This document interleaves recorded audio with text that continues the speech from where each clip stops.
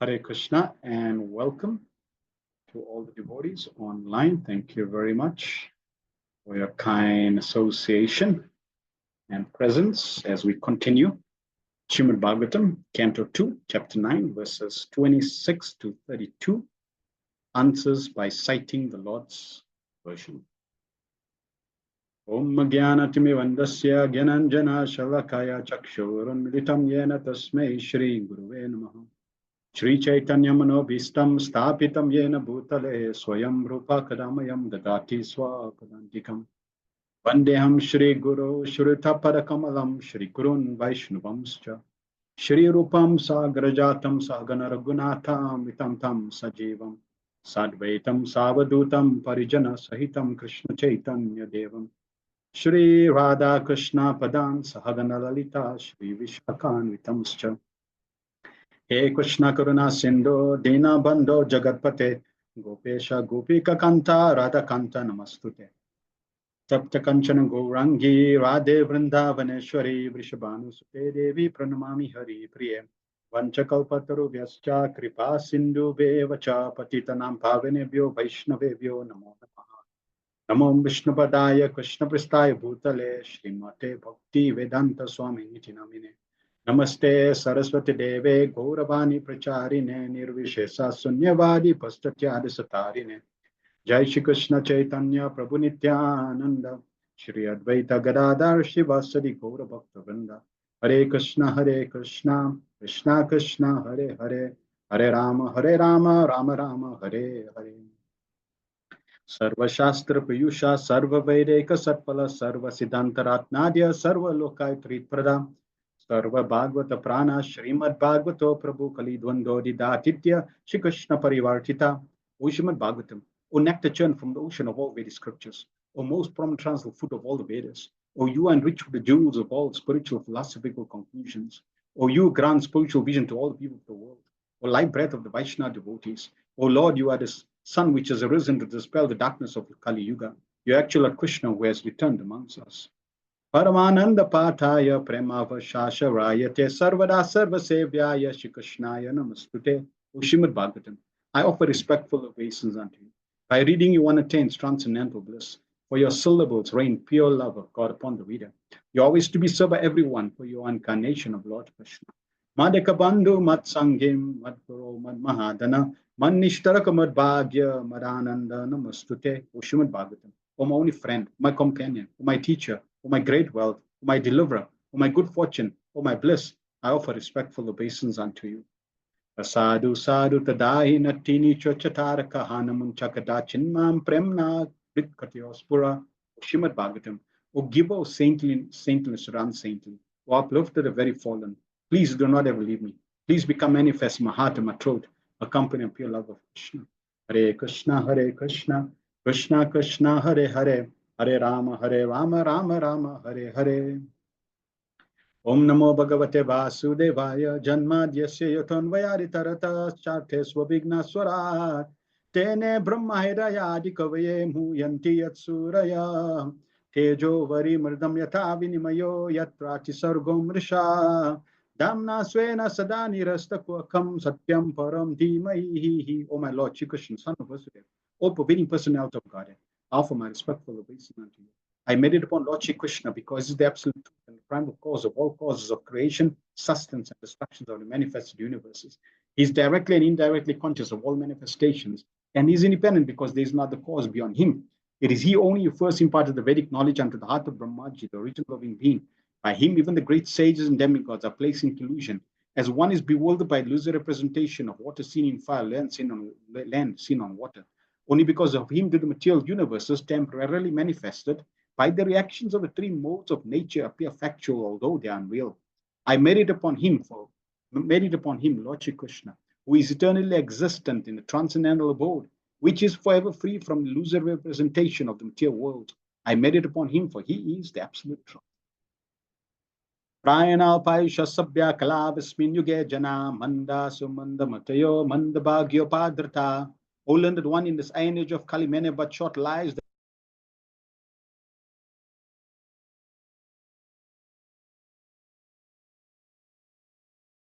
before reciting the Srimad Bhagavatam, which is very means of conquest. One should offer respectful obeisance unto the personality of God and Narayan, unto Nara Narayan Rishi, the supermost human being, unto Mother Saraswati, the goddess of learning, and unto Srila Vyasadeva, the author. Savai pumsa parodharmo yato bhakti radoksaje hoituka pratyata yatma suprasiddhati The supreme occupation dharma of all humanity is that by which men can attain to loving devotional service unto the transcendent Lord. Such devotional service must be unmotivated and uninterrupted to completely satisfy the self.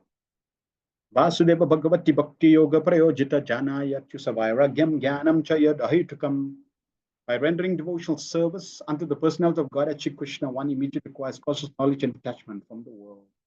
Vedanti Dattattva Vedastatvam Yaj Gnanam Advayam Brahmeti Paramatmeti Bhagavaniti Sabhyate. Learned transcendentalists who know the absolute truth calls non-dual substance Brahman, Paramatma, or Bhagavan. Shrushrushoshadanasya Vasudeva Kataruchi Syan Mahat Sevaya Vipra Punyarthita Nishevanat. O twice born sages, by serving those devotees who are completely free from all vice, great service is done. By such service, one gains affinity for hearing the messages of Vasudeva. Shranvatam Swakata Krishna Punya Shravana Kirtana Ryaddantastoya Badrani Vidunoti Suritsatam. Shri Krishna, the personality of Godhead, who is Paramatma, super soul in everyone's heart, and the benefactor, the truthful devotee, cleanses desire for material enjoyment. From the heart of the devotees develop the urge to hear his messages, which are in themselves virtues when properly heard and chanted. Nasta Prashu Bhadreshu Nityam Bhagavata Sevaya Bhagavatutama Sloke Bhaktir Bhaviti Nishtiki. By regular tense and a glance to Bhagavatam and by rendering a service to the pure devotee, all that is troublesome to the heart is almost completely destroyed, and loving service unto the personality of Godhead, who is praised with transcendental songs, is established as an irrevocable fact. Etavan Sankhya Yoga Vyam Swadharmam Parinishtaya Janmalabha Parapumsam Ante Narayana Smriti. The highest perfection of life achieved either by complete knowledge of matter and spirit, by practice of mystic power, by perfect discharge of occupational duties to remember the personality of Godhead at the end of life.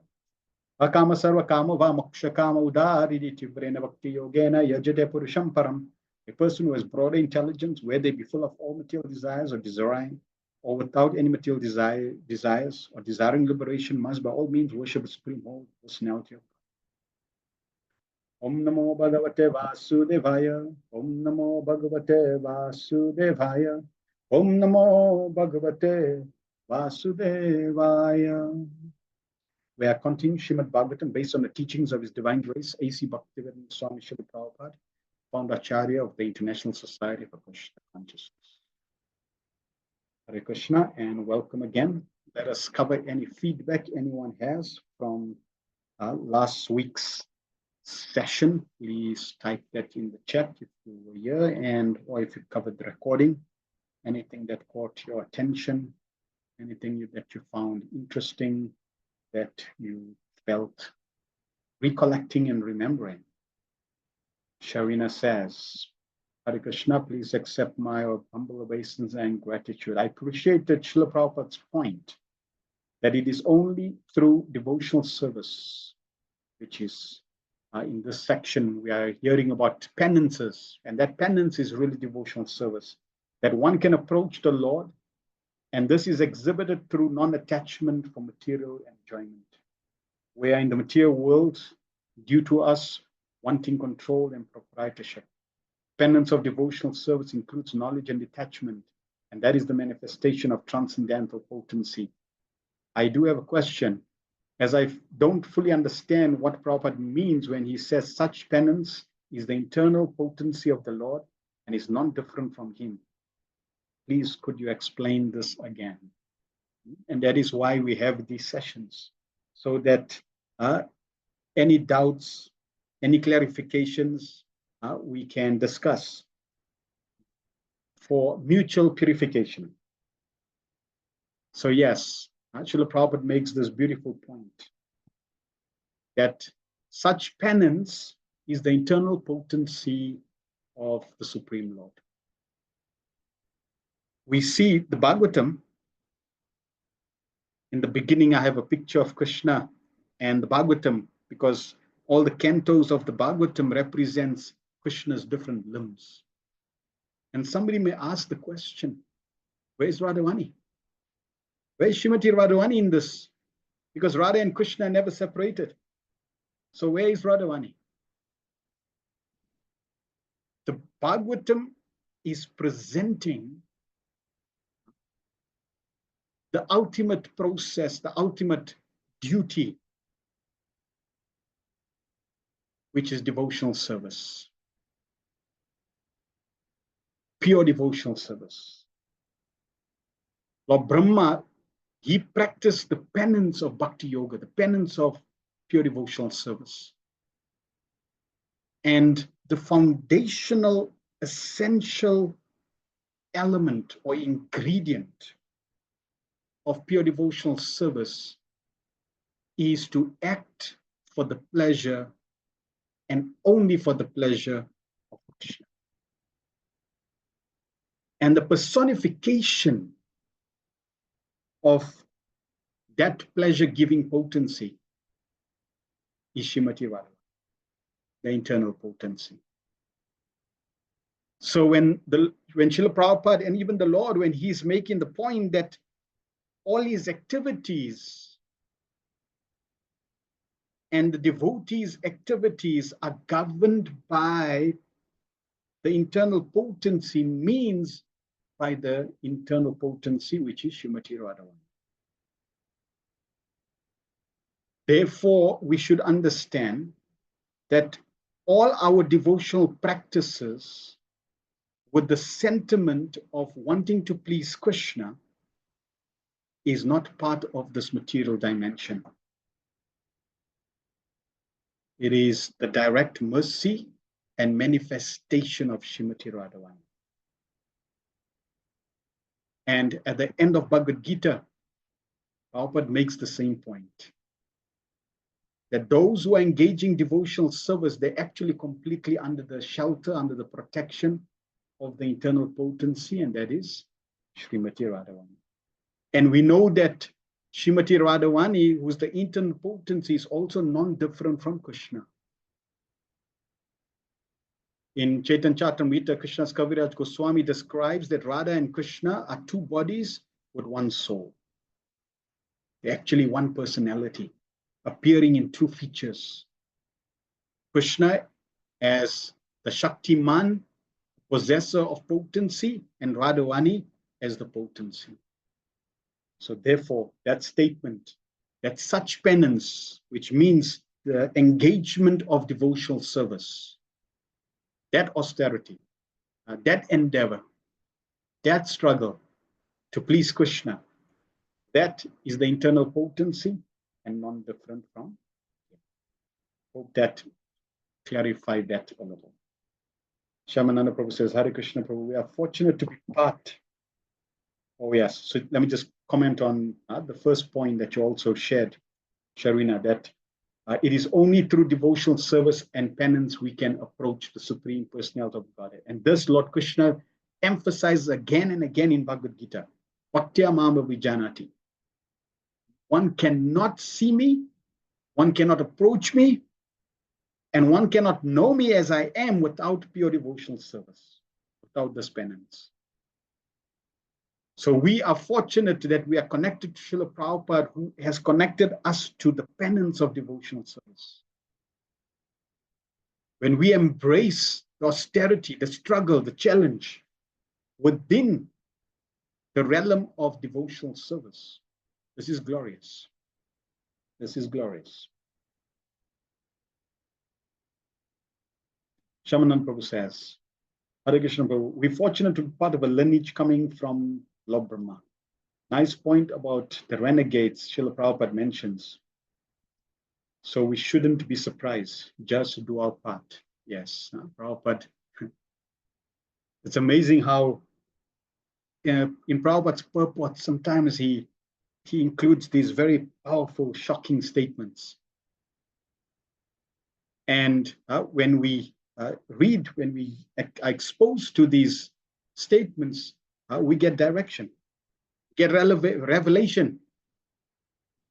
Otherwise, we also have our own conceived and perceived ideas of what what Krishna consciousness is, how everyone should be or how everyone shouldn't be.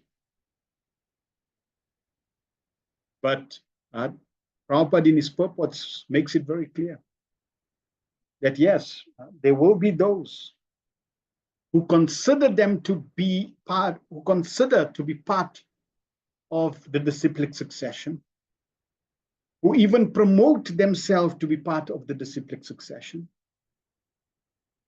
but whose behavior and activities are actually contrary to the teachings of the disciplic succession. This is why Srila Prabhupada is the epitome, the emblem. He's the lighthouse, the beacon, the example for us to follow. Whenever we see others deviating, doing the wrong things, as we shared, there are always two groups of personalities in this world. Those whose example we need to follow, and those whose example is a lesson of what not to do. So we need the Pandavas and we need the Kauravas. Otherwise, the Mahabharata is incomplete. Bhagavad Gita, Lord Krishna spoke the whole of Bhagavad Gita for this reason only, to give us the intelligence to say, okay, I need to follow the Pandavas and I need to not follow the Kauravas. That's all. That is Dharma. Knowing your duty, knowing what is right and what is wrong, and knowing that I need to follow the right and avoid the wrong. That is life. If everything and everyone was perfect, we wouldn't be here. We would be in the spiritual world, because that is where everything is perfect. And if we're expecting perfection in the material world, we're not going to find it. The perfection of the material world is that it's a wonderful place to render devotional service, to bring souls back to the lotus feet of Krishna. Srila Prabhupada says the West is simply for two things: sense gratification and preaching. In verse 24 that we covered, Srila Prabhupada writes, in executing penance, one must be determined to return home back to Godhead, and must decide to undergo all types of tribulations for that end. So are we convinced of the goal and the process of devotional service, that I am ready to embrace the process of devotional service, and I'm determined to return back home to the spiritual world, and I'm ready to undergo all types of tribulations for that end. Come what may, I am not giving up.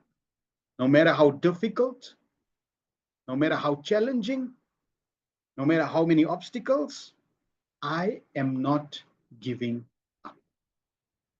That pleases Krishna. That attracts Krishna's attention. So this is the attitude that we need to cultivate.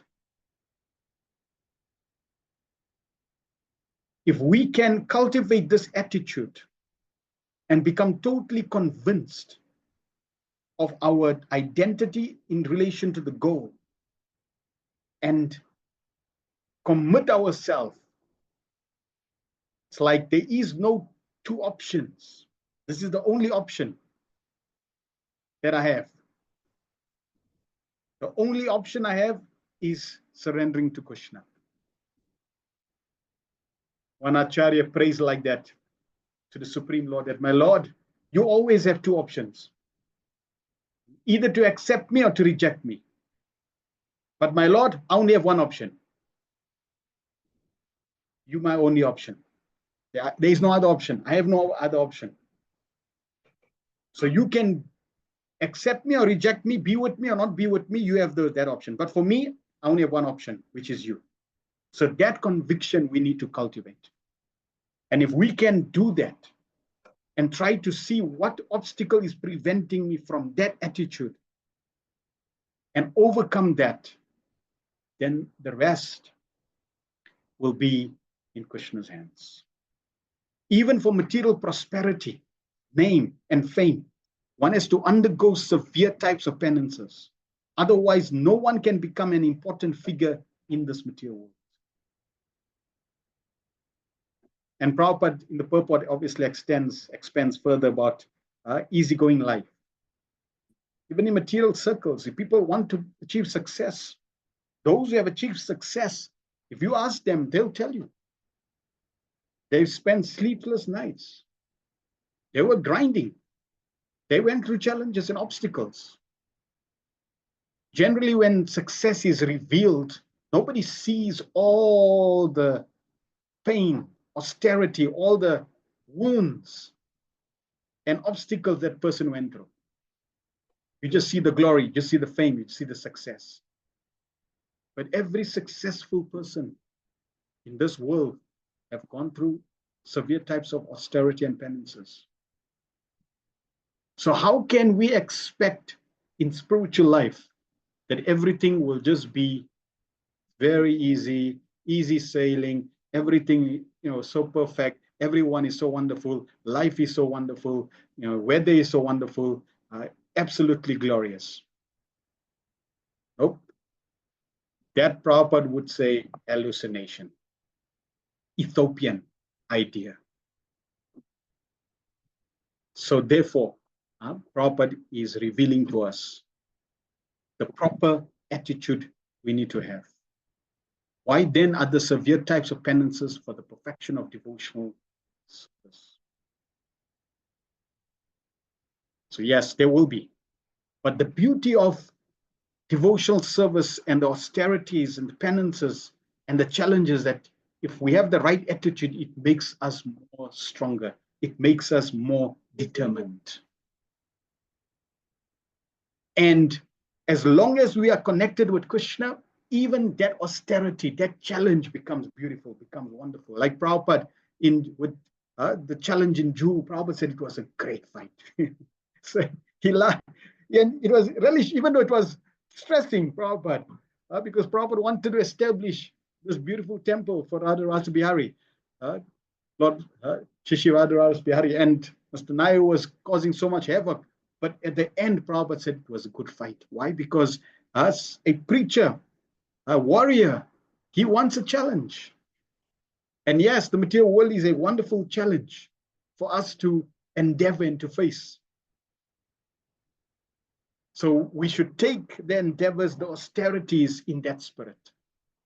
And we should know that if I'm practicing spiritual life and things are going so smoothly and it's like amazing and things are just fitting into place, prasad is wonderful and the devotees are wonderful and everything is so wonderful, we should know that that is simply Krishna's mercy. That's not the norm. That's not the standard. It is simply Krishna's mercy to allow you to become attached to the process, so that when there is a valley, when there is winter, matra sparshas tukuntaya sitosna sukadukada, summer and winter keep appearing. So when there's winter, your summers will allow you to endure the winters if you took full advantage of the opportune moment that Krishna gives when things are going nicely. So today we're going to continue with verses 26 to 30. Lord Brahma asks questions, and Lord Krishna is going to give us the Chatusloki Bhagavatam in response to Lord Brahma's questions. And we'll then introduce the Srimad Bhagavatam in 4 seed verses. Text 26, Lord Brahma's first question. Just to set the scene, Lord Brahma performed austerities. Krishna became very pleased. Why? Not because of the austerity, but because of the intention behind the austerity. Why did Lord Brahma perform the austerity? One is he wanted to know how to create. but how to create what a certain requirement. And he performed the austerity to please Krishna. So the intention behind his endeavor was simply to give pleasure to Krishna. This is the attitude and also the foundation of our practice. When we're chanting Hare Krishna, when we're serving the devotees, when we're rendering devotional service, any activity we're performing, we should question the underlying motive. Why are you doing this activity? Is it for getting fame, name and fame? Is it for getting brownie points? Is it for trying to impress others? It is to, is it to get a certificate, put it on your wall? Is it for material facilities? Is it for sense gratification? Is it for liberation? Is it for mystic perfection? What is the intention? Even an extension of liberation is I want to become free from all suffering. Because all these motives are not the proper motive. The proper motive, and we already covered this in the first canto, of all our duties is Haritoshanam, to please Krishna. So we need to cultivate that attitude. Like when I'm chanting Hare Krishna, when I'm doing my japa, I may be doing my japa as a duty. Oh, I got so many rounds I need to do, and I'm doing my japa as a duty. And that's not bad, that's good, but not good enough. Srila Haridas Thakur was doing his japa, but every name that he was chanting, the foundation, the motive was, my Lord, this is for your pleasure. He was offering that as service for the pleasure of the Supreme Personality of God. I may be cooking for the deities, so I have to go to the temple and cook an offering. And I could cook an offering and produce an offering, but what is the motive behind that offering? Is it that I'm cooking just so that I can take home some prasad? That was already my motive. Or I'm just cooking because it's my turn and I need to do that service and get it done with. The motive is, how can I please Krishna through the service? Let me please Krishna through the service. And this will not just come automatically. It needs to be cultivated. Anushilanam needs to be cultivated. So Lord Brahma, he performed penances for this, with this motive, and therefore Krishna was pleased. Krishna appeared, shook his hands, congratulated Lord Brahma. I'm very pleased with you. Ask for a benediction. Ask for anything. And now Lord Brahma thanked the Lord, and now Lord Brahma is going to ask. Text 26. Tatapi nata ma nasya nata nataya natitam paravare yatha rupe janiyam tetva rupinam. In spite of that, my Lord, I am praying to you to kindly fulfill my desire.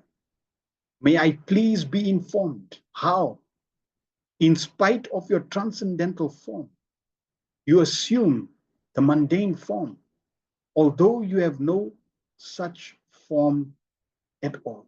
So this is Lord Brahma's first question in relation to the Lord's form. He wants to know about Krishna's form. Please tell me about your material and spiritual forms. And in response to this question, we have the first Chaturshloki Bhagavatam verse 2933. Why is understanding the form of the Lord very important for us? Because if you want to love someone, you need to know their form. You need to understand their form. There has to be form in relation to love. You cannot love nothingness. This is the challenge. The Buddhists, their goal is nirvana, nothingness. So how are you going to love nothingness? You can't have any service, you can't have any focus, you can't love nothingness. Okay, how about loving oneness? When that becomes a challenge. So therefore, this question of Lord Brahma is very, very key for someone who wants to cultivate their loving relationship with the Lord. Then, text 27. Yatatma maya yogena nana shaktya nana shaktyopa brim itam vipu vilumpan vishrajan grinan vipred atmanam atmanam. And please inform me how you, by your own self, manifest different energies for annihilation, generation, acceptance, and maintenance by combination and permutation. So now he wants to know about the Lord's form, material and spiritual. And he also wants to know about Krishna's energies, how they're working. How is Krishna doing everything? Through his energies, different energies that he employs. Prabhupada in the purport. So first, 27 and 28, two specific questions. One is about the Lord's energies. So how are your various spiritual and material energies working? And then the next question also, what are your activities in relation to the material and spiritual energies? So we have text 34, which is going to be the second verse of the Chatusloki, and then text 35, which is the third verse. So the first verse is going to be discussing the form of Krishna, both material and spiritual. The second verse of Srimad Bhagavatam, Chatusloki Bhagavatam, is going to be discussing the energies of the Lord, various energies. And then the third verse is going to be discussing the different activities of the Lord. Prabhupada in the purport says, the whole manifestation is the Lord himself by diffusion of his different energies only, namely internal, external, and marginal, just as the sunlight is the manifestation of the energy of the sun planet. Now, many spiritualists who are endeavoring on the path of understanding the Supreme Lord, when they read the Vedanta Sutras, the Upanishads, they do not get the complete and proper understanding. Here, for example, Prabhupada is making the point, the whole manifestation, that means everything, spiritual and material, is the Lord himself. So when people say it's all one, it's all God, there is nothing but God, you are God, I am God, everything is God, the mic's God, everything is God. Yes, they're correct. But just sticking to that understanding and not getting the complete picture will be very detrimental to one's spiritual practice.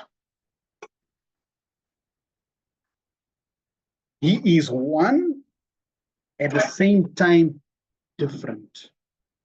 And that is what Brahma is inquiring. I want to understand this because it seems like it's all you. But there's definitely something different, something that tells me you're also different. And this is also Srijat Mahaprabhu's Achintya Abheda Bheda Tattva philosophy. Inconceivably one and different. Prabhupada then continues. Such energy is simultaneously one with and different from the Lord. Just as the sunshine is simultaneously one with and different from the sun planet. The energies are acting by combination and permutation by the indication of the Lord, and the acting agents like Brahma, Vishnu, and Shiva are also different incarnations of the Lord. So, Brahma, Vishnu, and Shiva are all incarnations of the Lord. Therefore, we can worship anyone. Sounds like a proposal. Because they're all God. They're all one. Yes and no. And Srimad Bhagavatam clarifies very clearly, chalks the path very clearly, making a clear distinction that yes, just like the sun rays and the sunshine, you can't separate them, but at the same time, the sun ray cannot do the function of a sun. So this understanding we should have, so that we are convinced, and when we encounter those who have this idea of oneness, we can try to help them see a different perspective, a perspective that will help their spiritual life to grow. In other words, there is nothing but the Lord, and still the Lord is different from all such manifestive activities. So in that one line, Prabhupada is giving that yes, nothing other than the Lord, but still the Lord is different. It's all his energies, still he's different. And how is it so? Will be explained later on. So when we get there, this was obviously shared again already in the first canto, but again, this is how the Bhagavatam, also emphasizes certain philosophical points again and again so that we get it. Because once we get it, it's now deep within our psyche, and it can now become the foundation, building blocks for our practice of devotional service. 28. Kridasya moga sankalpa urnanabir yator nute tatatad vishayam dehi manisham Madhava, O master of all energies, please tell me philosophically all about them. You play like a spider that covers itself by its own energy, and your determination is infallible. So here Lord Brahma is sharing an example of the spider, which he also shared with Narad Muni when the discussion was there between Narada and Lord Brahma. So here also he is requesting how is the Lord manifesting all his energies. Prabhupada in the purport says, by the inconceivable energy of the Lord, every creative element has its own potencies, known as the potency of the element, potency of knowledge, and the potency of different actions and reactions. Now, if we analyze creation, we just have to look around us, and we'll see this inconceivable potency or energy. Let's take a few examples. One time, Srila Prabhupada had a mosquito land on his hand, and Prabhupada was looking at the mosquito. Now, when Prabhupada was looking at the mosquito, Prabhupada saw the mosquito drinking his blood. So Prabhupada looked at the mosquito and said, just see how amazing Krishna is. Krishna has given him a syringe. So the mosquito is a creation of Krishna, and it has its special potency. What is that potency? Krishna has given that mosquito the potency of a syringe. In Bhagavad Gita, Lord Krishna shares many of the aspects of creation where he's empowered those creative aspects with his potency. For example, Krishna says of the fish, I'm the shark. So the shark has a certain potency. The lion, the tiger has certain potency. The Himalayan mountains have a certain potency. The sun and the moon have certain potencies. So every aspect of Krishna's creation is empowered by Krishna with different potencies, whether it's the potency of the element, just like gold has a certain potency as an element, or potency of knowledge, or potency of action and reaction. These are all different potencies that we can get a glimpse of and remember Krishna. For example, when Prabhupada, one time Srila Prabhupada was flying in a plane, and even those days when Prabhupada was flying the plane, in front there would be a cinema show, movie that's projected. And one time Prabhupada was flying the plane and they were showing Charlie Chaplin. And Prabhupada was watching Charlie Chaplin and laughing, enjoying that. And the servant who was next to Prabhupada, he was curious. And what is Prabhupada seeing? And then Prabhupada shared with him, just see, Krishna's given him the potency to act in that way to make people laugh. So when Prabhupada was seeing Charlie Chaplin, Prabhupada was seeing Krishna manifesting in front of him.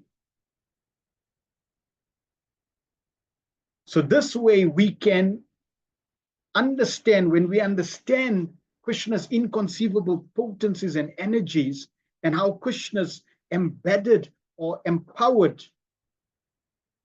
creation with different potencies in different categories, we'll be able to appreciate the potency of elements, the potency of knowledge, the potency of action and reaction. You see a devotee is able to quote so many verses. Krishna has empowered him with the potency of remembrance, knowledge. You see even materialistic people that can do such amazing feats of endurance, of resistance, of strength, that go into the Guinness Book of Records. So now when we see those potencies displayed, we should remember this is Krishna's mercy. This is Krishna's empowerment. The challenge is that people take these potencies to be their own. And this is the beginning of fall down. And we will hear Lord Brahma's request in relation to this. Because Brahma is created for what? He is created to create, secondary creator, which means he is empowered to create. He has the potency to create. By a combination of such potencies of the Lord, there is the creation of the cosmic manifestation, its maintenance, and its annihilation in due course of time by different agents, namely Brahma, Vishnu, and Maheshwara. Brahma creates, Vishnu maintains, and Lord Shiva destroys. But all such agents and creative energies are emanation from the Lord. They're not the Lord. They have to be very clear and understand that there is the fountainhead of all potencies, and that is Swayam Bhagavan, Shri Krishna. First canto, we already covered that. The exact example is the spider and the spider's web. But all such agents and creative energies are emanations from the Lord, and as such, there is nothing except the Lord or the one supreme source of different diversities. The one supreme source, the one fountainhead, the one initial candle of different diversities. The exact example is the spider and the spider's web.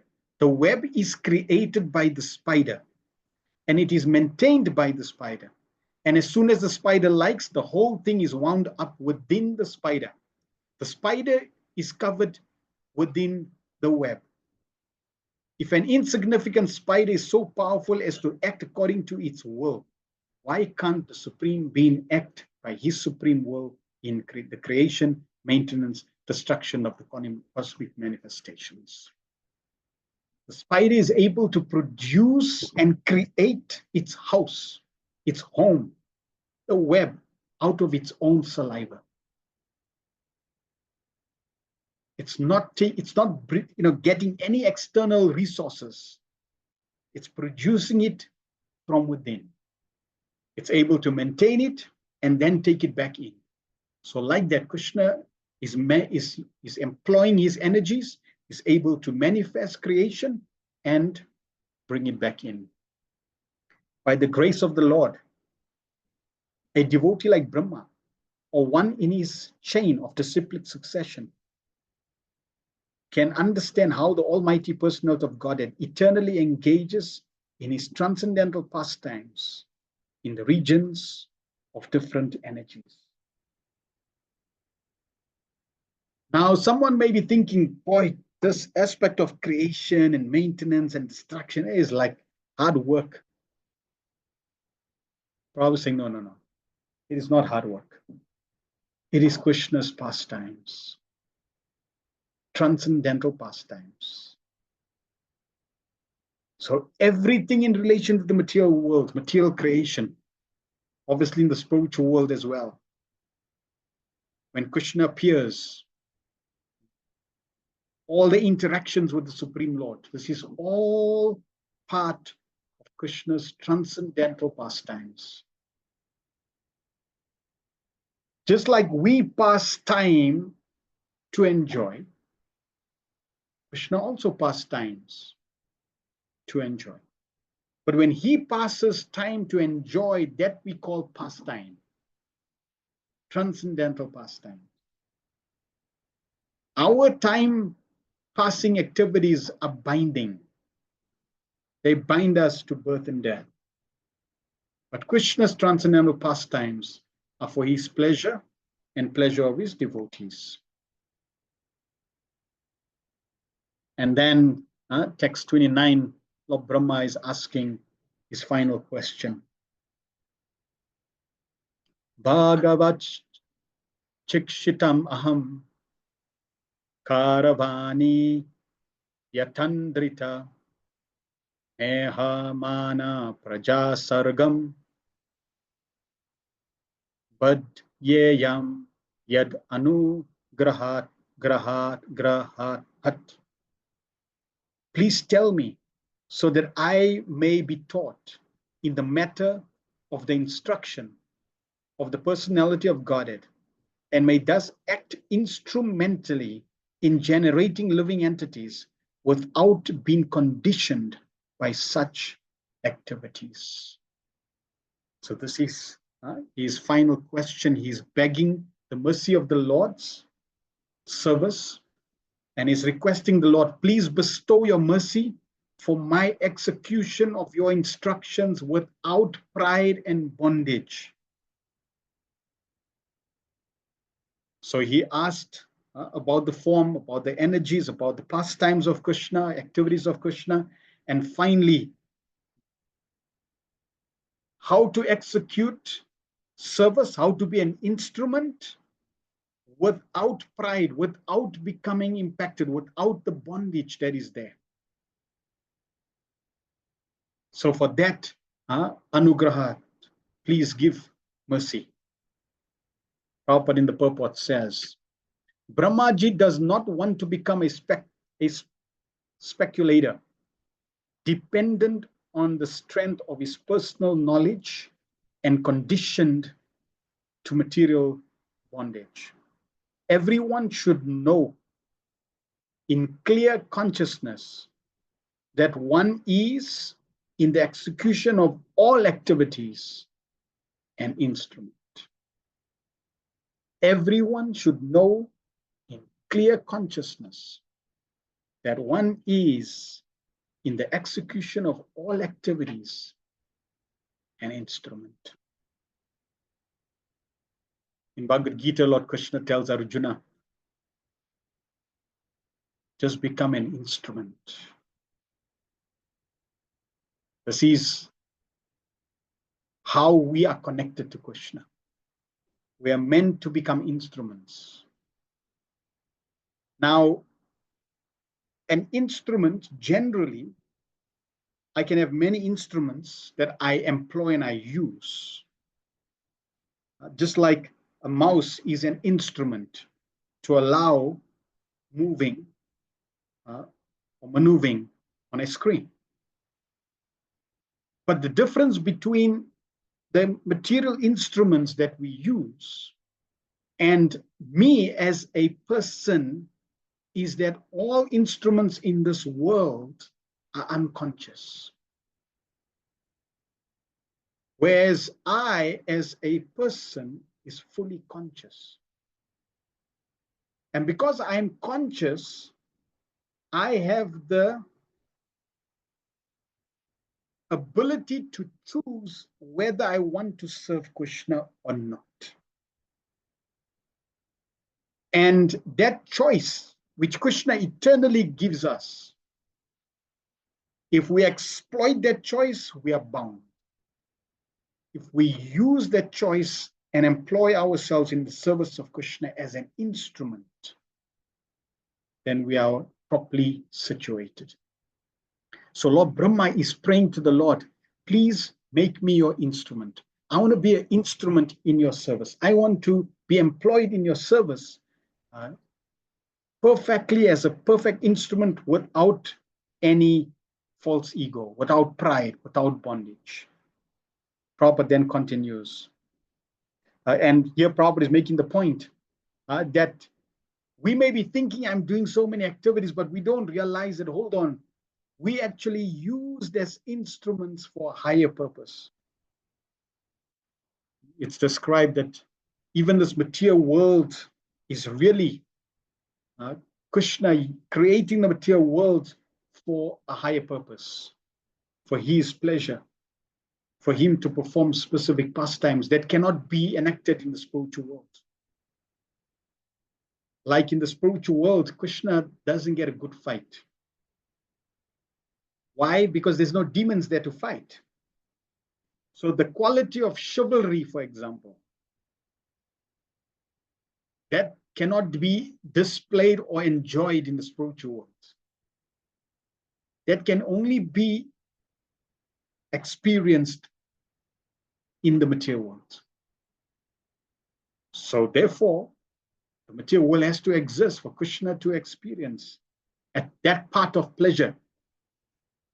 And Jay and Vijay, they're also happy to become demons to give pleasure to Krishna in that way. So like that, there are different specific pastimes that don't manifest in the spiritual world. They only manifest in the material world.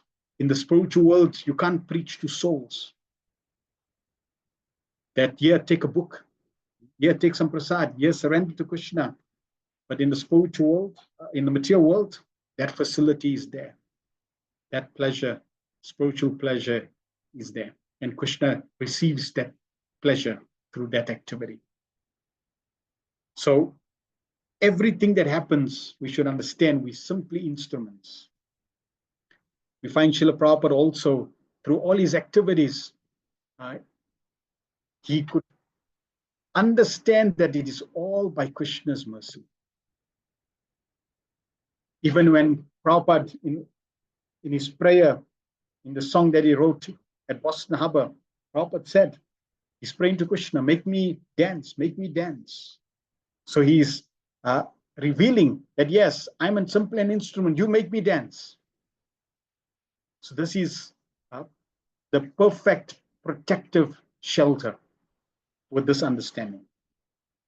A conditioned soul is instrumental in the hands of the external energy, guna, maya, or the illusory energy of the Lord. And in the liberated stage, the living entity is instrumental to the will of the Supreme Personality of Godhead directly. To be instrumental to the direct will of the Lord is the natural constitutional position of the living entity. Whereas to be an instrument in the hands of the illusory energy of the Lord is material bondage for the living entity. In that conditioned state, the living entity speculates on the absolute truth and its different activities. But in the conditioned stage, the living entity directly receives knowledge from the Lord, and such a liberated soul acts flawlessly without any speculative habit. The Bhagavad Gita 10 and 11 confirms emphatically that the pure devotees who are constantly engaged in the loving transcendental service of the Lord are directly advised by the Lord. So much so that the devotees unwaveringly makes progress on the path home back to Godhead.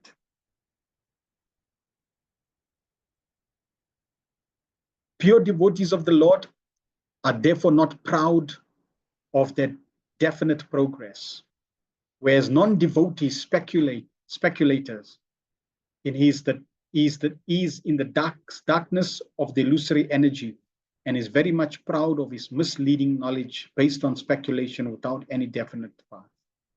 Lord Brahma wanted to be saved from the pitfall of pride. Although he was posted in the most exalted position within the universe. He's in the most exalted position, and he didn't think, yeah, I'm the greatest, I'm the most perfect, I don't need protection. He was begging and praying for protection. Srila Prabhupada, being a pure devotee, was in one class, Prabhupada was saying, I pray to the Lord every day that I don't fall down. So even Prabhupada was praying for protection. They didn't think, I'm a devotee, I'm chanting Hare Krishna, I'm safe. Nothing can touch me. We should be very careful.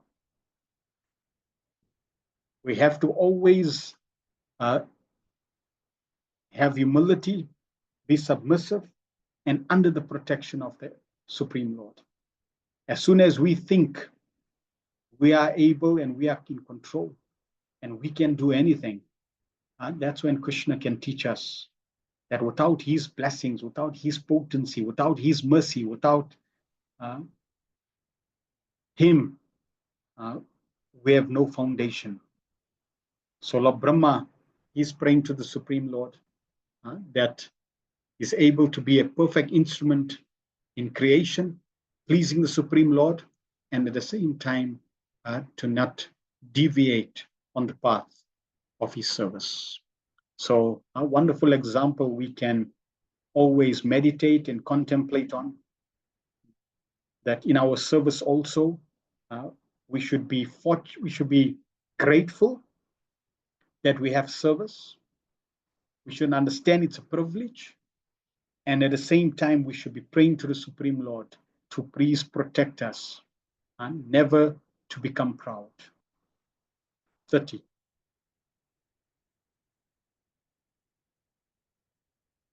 Yavat sakyur iveshate kritam praja visarge vi bhajanmi bhojanam aviklavaste parikramani stito mame samunadam madojamanina.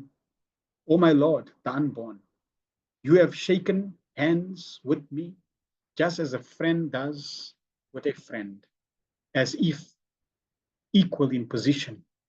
I shall be engaged in the creation of different types of living entities, and I shall be occupied in your service. I shall have no I shall have no perturbation, but I pray that all this may not give rise to pride, as if I were the supreme. Lord Brahma's position is no ordinary position. Even Narad Muni was bewildered that it seems like you creating. And Lord Brahma had to reveal the truth. So Krishna has empowered Brahma with such potencies that it seems like he's definitely the supreme.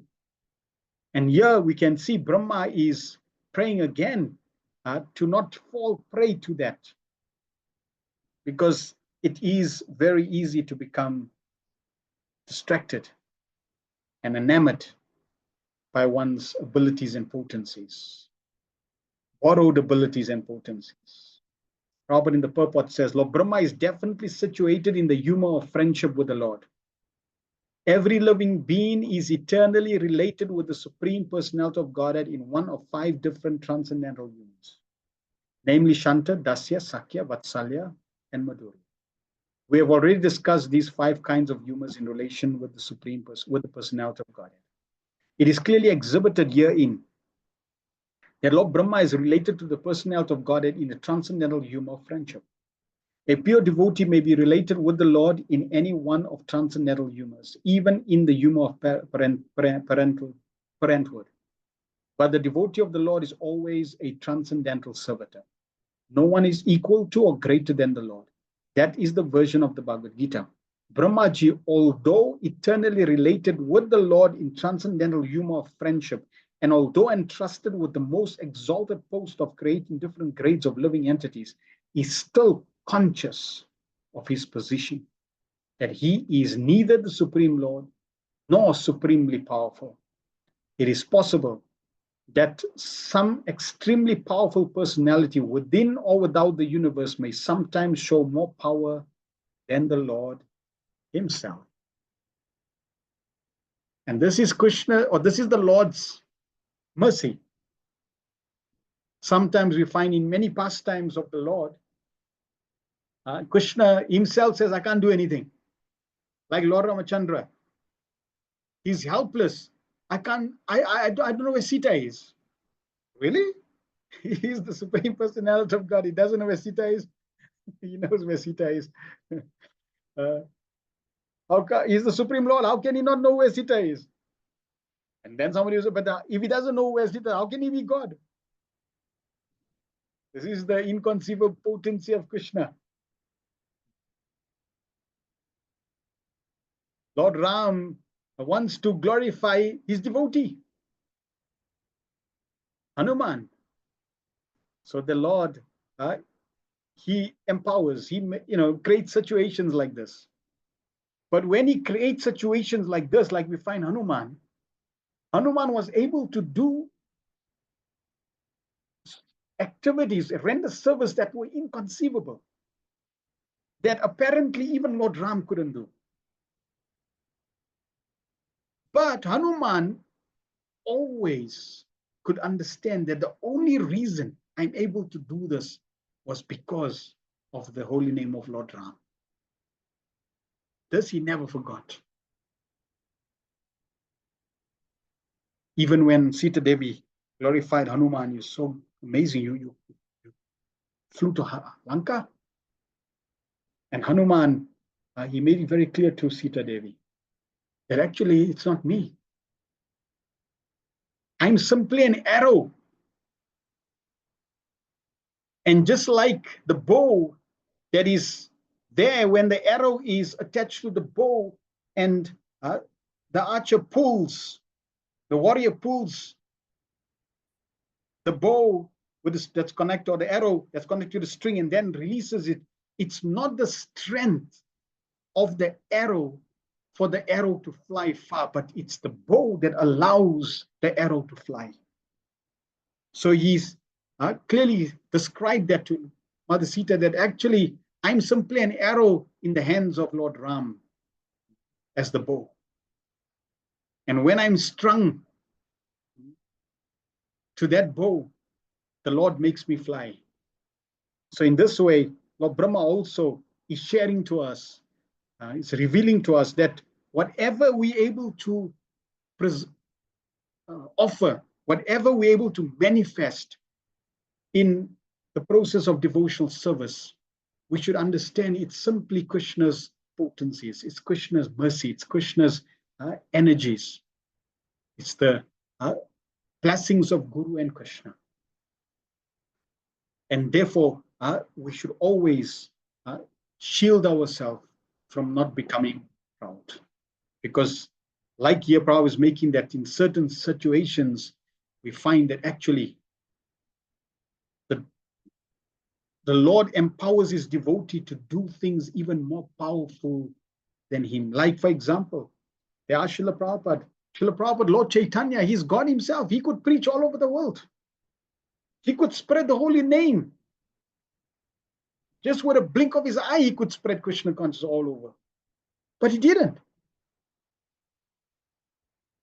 Srila Bhaktivinoda Thakur could have done that. He didn't. Srila Bhakti Siddhanta Samaj, a ray of Vishnu, could have done that.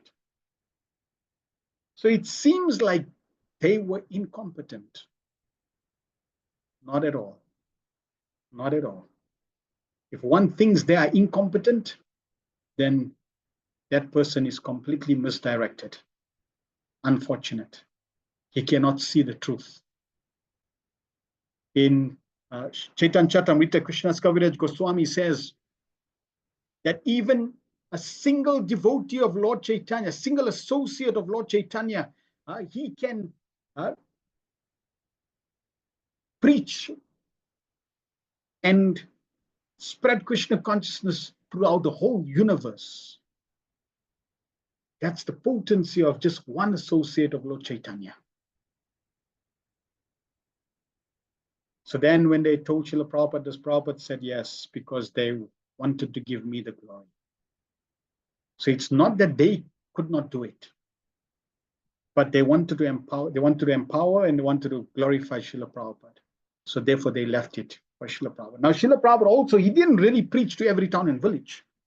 He could have easily.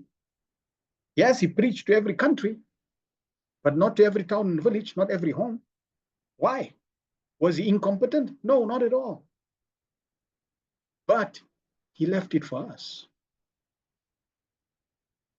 He left some service for us so that we could go house to house. We could go from city to city. We could go to places that Srila Prabhupada did not spread Krishna consciousness and have that golden opportunity as a service to render to Srila Prabhupada. Prabhupada then continues. Still, the pure devotee knows that this power is a vibhuti delegated by the Lord. And such a delegated, powerful living entity is never independent. Sri Hanumanji crossed the Indian Ocean by jumping over the sea. And Lord Sri Ramachandra engaged himself in marching over the bridge. But this does not mean that Hanumanji was more powerful than the Lord. Sometimes the Lord gives extraordinary power to his devotee. But the devotee knows always that the power belongs to the personality of Godhead and that the devotee is only an instrument. The pure devotee is never puffed up like the non-devotee class of men who falsely think that they are God. It is astonishing to see how a person who is being kicked by the laws of the Lord's illusory energy at every step can falsely think of becoming one with the Lord. In Srimad Bhagavatam, Sukadev Goswami, when he's narrating the pastime of Pondrak Vasudev Krishna. Pondrak, he looked like Krishna. And he was not Krishna. And he was claiming to be Krishna. And Sukadev Goswami at one point becomes, it's like he gets stunned. How can somebody who's like he's conditioned, he knows he's not God, yet they can, in front of God, proclaim, I'm the right Krishna. You took my darshan, you took my sudarshan, give my sudarshan back. Even Sukadev Goswami becomes shocked, like, how can people get so illusioned? But how can they get illusioned? Well, because the illusory energy of the Lord is no ordinary energy. This is Krishna's potency. And this potency is very, very powerful. This potency has two features, one to cover and one to throw. So that is why this potency can allow even conditioned souls to think like God. And Prabhupada would often say that is the last snare of Maya. Such thinking is the, there we are, Prabhupada's. Such thinking is the last snare of the illusory energy offered to the conditioned soul. The first illusion is that he wants to become lord of material world by accumulating wealth and power. But when he's frustrated in that attempt, he wants to become one with the Lord. So both becoming the most powerful man in the material world and desiring to become one with the Lord are different illusory snares. And because the pure devotees of the Lord are surrendered souls, they're above the illusory snares of Maya. Therefore, even though Lord Brahma is the first dominating deity in the material world and thus able to do many wonderful things, because he's a pure devotee, he would never, like the non-devotee, with a poor fund of knowledge, have the audacity to think of becoming one with the Lord. People with a poor fund of knowledge should take lessons from Brahma when they are puffed up with the false notion of becoming God. Now, this is not the first time Srila Prabhupada is describing or sharing this point. Prabhupada has definitely spoken about this many times. But if we are systematically going through the Bhagavatam, then we should never succumb to this snare of Maya. Because Prabhupada is warning us again and again and again. Therefore, this should never, ever be an obstacle on the path of Krishna consciousness for those who are connected to Srila Prabhupada. Finally, Lord Brahma does not create the living entities. Factually, Lord Brahma does not create living entities. In the beginning of the creation, he is empowered to give different bodily shapes to the living entities according to their work during the previous millennium. Brahmaji's duty is just to wake the living entities from their slumber and to engage them in their proper duty. So someone who's just looking from an external perspective seems like Brahma is creating living entities and living entities are getting populated in the creation. No. The living entities are already there in Mahavishnu's body. Brahma is only using the wardrobe that he has. 8.4 million species of wardrobes in the wardrobe. And according to the creation and the circumstance, the wardrobe is used. And the living entities from their previous life or previous millennium, they come and then they continue their journey. So Brahma is only facilitating. He is not really creating the living entities. The different grades of living entities are not created by Brahmaji by his capricious whims. but he is entrusted with the task of giving the living entities different grades of bodies so that they can work accordingly. And still he is conscious that he is only instrumental, so that he may not think himself as the superficial powerful Lord. Devotees of the Lord are engaged in the specific duty offered by the Lord, and such duties are successfully carried out without hindrance because they are ordained by the Lord. The credit of success goes not to the doer, but to the Lord. But persons with a poor fund of knowledge take the credit for success into their own accounts and give nothing to the account of the Lord. That is the symptom of the non-devotee class of men. So we see Srila Prabhupada, the previous acharyas, they always gave credit to Krishna, because ultimately it is Krishna. And Krishna, he always wants to give credit to his devotees. This competition is there, transcendental competition. So now we come to text 31. The Lord is now going to respond to Lord Brahma. And this first text in response to Lord Brahma's questions is called the Mula Sloka, the Mula verse, the root verse, in relation to the 4 seed verses or Chatusloki Bhagavatam. Bhagavatam spoken in 4 verses. The Bhagavatam spoken in 4 verses is verse 33, 34, 35, and 36.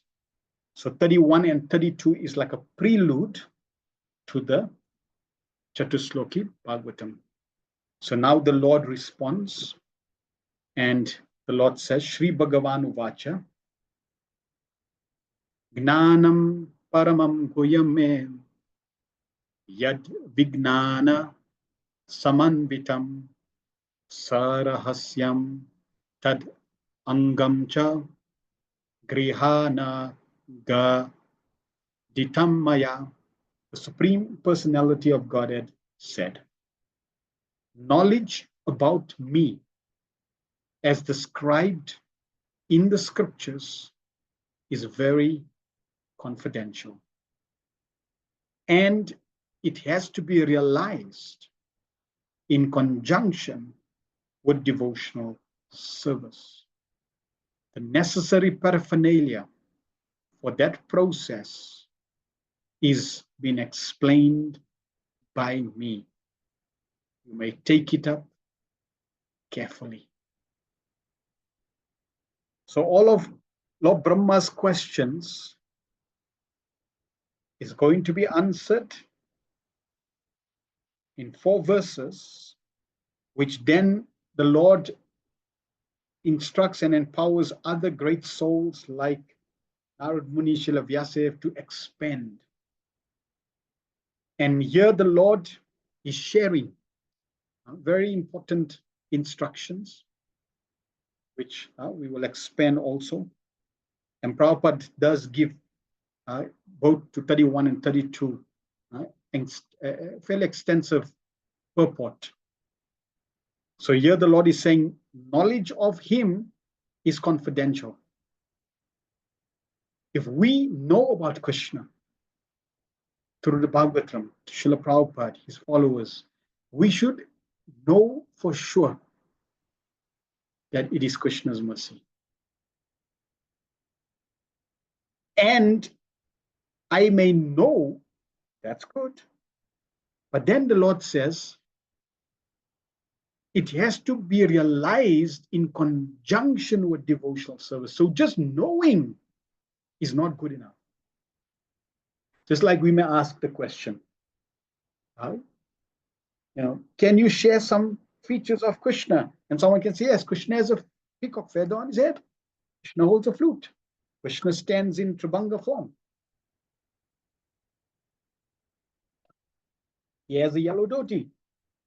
Great. Just knowing that is Krishna's mercy. But Krishna is saying, you need to realize that.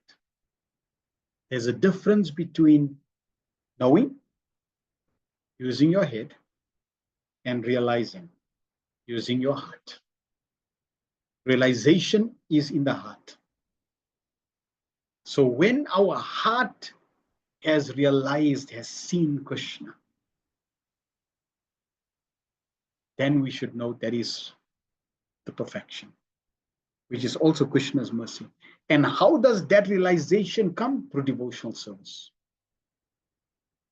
Then the Lord is saying that there are different paraphernalia for that process, and we should take it up. How? Carefully. So in this verse, there are specific words which are very important. Sri Bhagavan Uvacha, Sukadev Goswami Srila Vyasadeva is emphasizing very, very clearly who is speaking. It is the Supreme Personality of Godhead. Kena Brahma Hidayaya Kavaya. At the beginning of creation, Lord Brahma was instructed by the Lord himself. So the first word, Jnanam, knowledge acquired. So the Lord is telling Lord Brahma, I will now speak about Jnanam, the most secret knowledge of my form. Remember, that was the question that Lord Brahma had asked, please tell me about your forms. So Jnanam, and the Lord is going to reveal that in Chatusloki verse 1, text 33. Then Vijnanam, realization of that form. This is going to be text 2. Then Sarahasyam, with devotional service. So Sarahasyam, the secret, the perfection, the ultimate goal, that is Prema Bhakti. That's going to be in verse 3 of the Chatusloki, or Chatusloki. And then Tat Angam. Tat Angam means the necessary paraphernalia, sadhana bhakti, which is going to be in Chatusloki text 4. And then the next verse, Krishna says, by my mercy, may you attain perfect realization of the details about my forms, qualities, and pastimes. Yet Rupa Guna Karmaka. So the Lord is now blessing Lord Brahma. Prabhupada in the purport says, Lord Brahma is the topmost devotee of the Lord within the universe. And therefore the personality of God has replied to his 4 principal inquiries in 4 important statements, which are known as the original Bhagavatam in 4 verses. So Prabhupada is now summarizing those 4 questions. These were Brahma's questions. What are the forms of the Lord, both in matter and in transcendence? First question. How are the different energies of the Lord working? Second question. How does the Lord play with his different energies? Third question. And fourth, how may Lord Brahma be instructed to discharge the duty entrusted to him? Fourth question. The prelude to the answer is this verse under the discussion, wherein the Lord informs Brahma that knowledge of him, the supreme absolute truth, as it is stated in the revealed scriptures, is very subtle and cannot be understood unless one is self-realized by the grace of the Lord. So knowing about Krishna, having realizations about Krishna, cannot be understood without the grace of Krishna. We have Srila Prabhupada who is guiding us through his Bhaktivedanta purports, through his lectures, through everything that he has given. It's clearly Krishna's mercy. The Lord says that Brahma may take the answers as he explains them. This means that transcendental knowledge of the absolute supreme being can be known if it is made known by the Lord himself. By the mental speculation of the greatest mundane thinkers, the absolute truth cannot be understood. The mental speculators can reach up to the standard of impersonal Brahman realization, but factually complete knowledge of the transcendence is beyond the knowledge of impersonal Brahman. Thus, it is called supreme confidential. So with our speculation, with the power of the mind, Brahma Samhita says you can speculate at the speed of the mind for eternity. And you're not going to come an inch closer to understanding the Supreme Personality of God. But if we can get one book of Srila Prabhupada, we can begin to understand the Supreme Personality of God. Because that is the process. Krishna, we can only understand Krishna when Krishna reveals himself. That means Krishna's mercy. That means through Krishna's devotees. Out of many liberated souls, someone may be qualified to know the personality of Godhead. In Bhagavad Gita, it is also said that the Lord himself, out of many hundreds of thousands of people, one may try for perfection in human life. And out of many liberated souls, one may know him as he is. So we should not take this for granted. Because it's easy. It's like you can ask any Hare Krishna devotee, who's God? Krishna. It's like such a simple thing. But no. This is no ordinary feat. This is no ordinary understanding. This is very, very, very rare. Just to know who God is.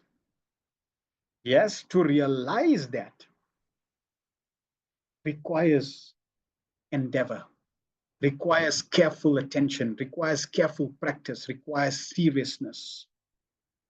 But at least knowing that itself is glorious. Prabhupada then continues, therefore, the knowledge of the personality of Godhead may be attained by devotional service only. Rahasyam means devotional service. Lord Krishna instructed Arjuna in the Bhagavad Gita because he found Arjuna to be a devotee and a friend. Without such qualifications, one cannot enter into the mystery of the Bhagavad Gita. Therefore, one cannot understand the personality of God unless one becomes a devotee and discharges devotional service. This mystery is love of Godhead. Therein lies the main qualification for knowing the mystery of the personality of Godhead. And to attain the stage of transcendental love of Godhead, one must practice the regulative principles of devotional service.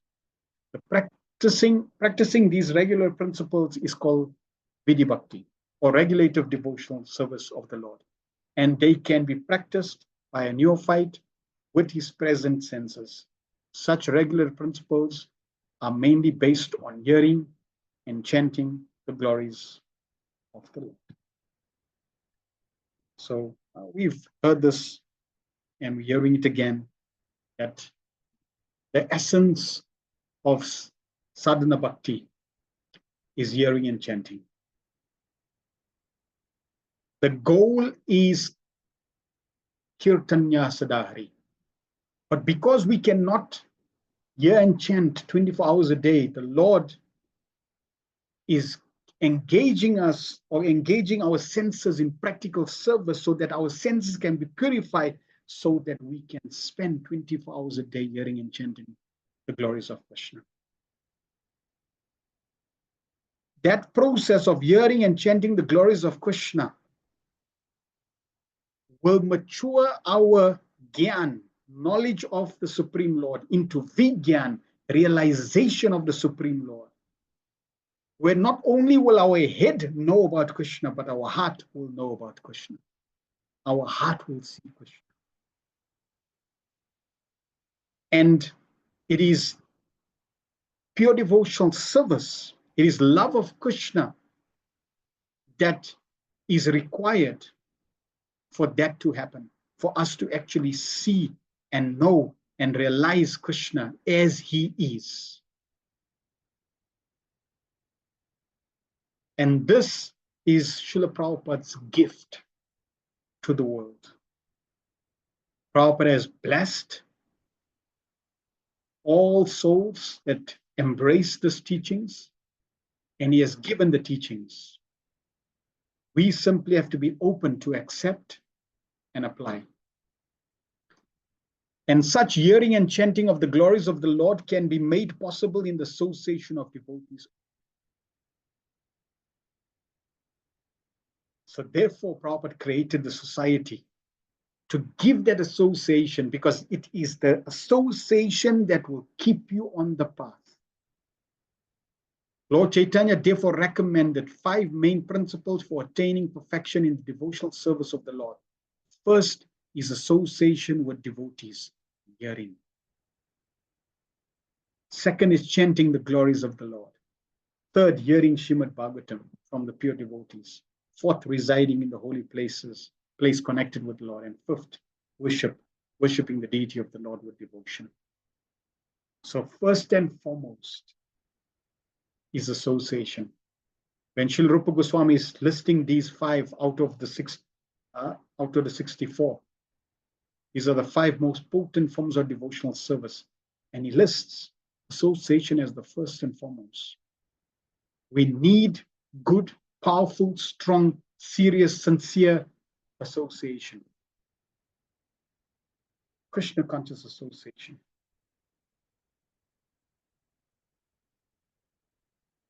The Acharyas also describe like-minded association. So we need to, if we get that like-minded association, then we should understand we are extremely blessed.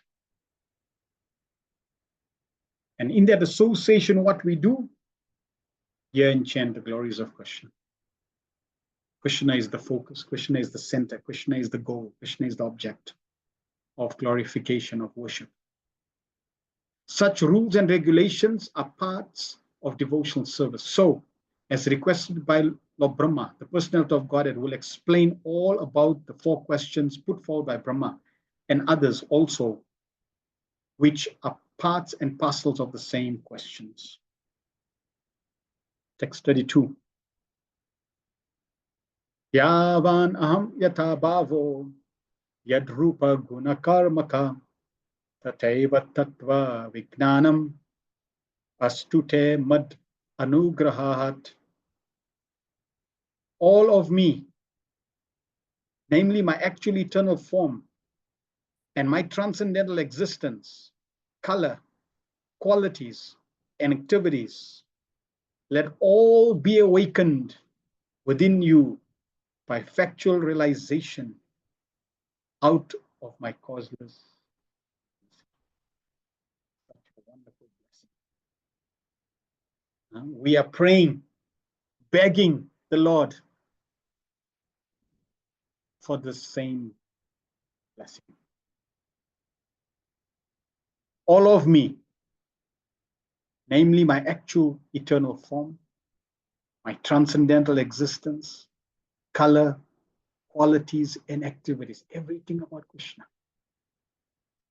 Let all be awakened within you by factual realization, not just theory, not just knowing,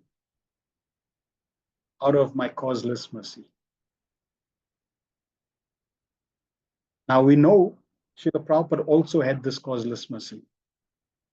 Therefore, Srila Prabhupada was able to see Krishna. Therefore, Srila Prabhupada was able to give us Krishna. And we should have firm faith that this knowledge that we are getting, as the Lord has already described, is the most confidential secret, is the most confidential knowledge that we get.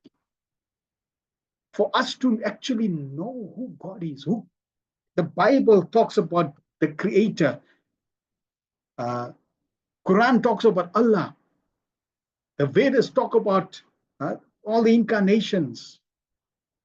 The source, that supreme personality, is Krishna. And we have knowledge. Now, by the practice of devotional service, by invoking the full mercy of the supreme personality of Godhead, we can then get factual realization of this. This should be our goal, our aspiration. That yes, it is a great fortune that I know about Krishna, but just knowing Gyan is good but not good enough. I want to move further in my process. I want the Supreme Lord to be realized with my heart.